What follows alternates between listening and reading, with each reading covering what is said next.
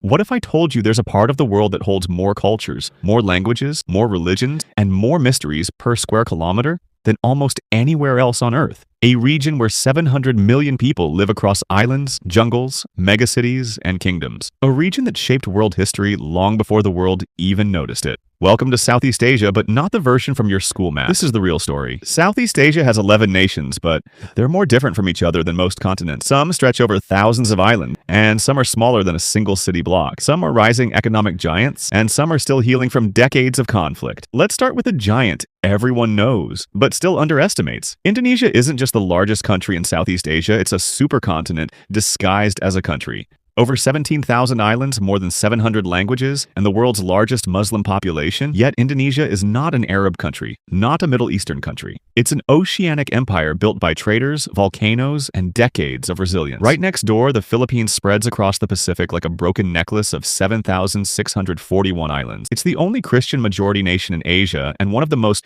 disaster-resilient societies on Earth. Typhoons, earthquakes, volcanoes. The Filipinos survive everything with humor still intact. Vietnam, a nation the world underestimated for centuries, has one of the fastest growing economies today. A country that defeated 3 global superpowers in a single century and now exports everything from electronics to coffee. Thailand is the region's tourism powerhouse, but here's what most people don't know.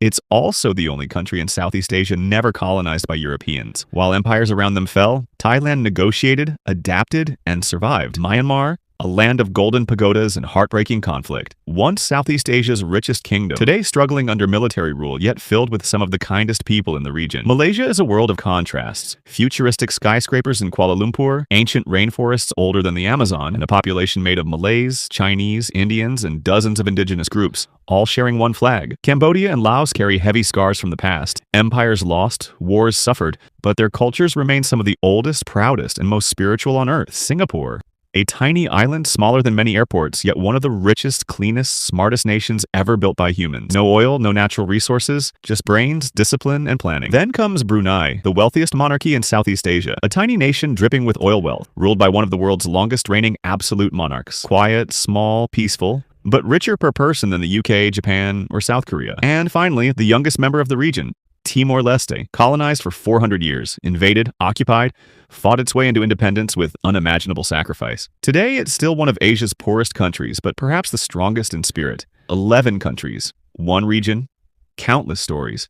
Southeast Asia isn't just a place on the map. It's a living museum of civilization, a battlefield of empires, a treasure chest of languages, and one of the most important economic regions of the next 50 years. Because what the world hasn't realized yet is this: the future is quietly being built here.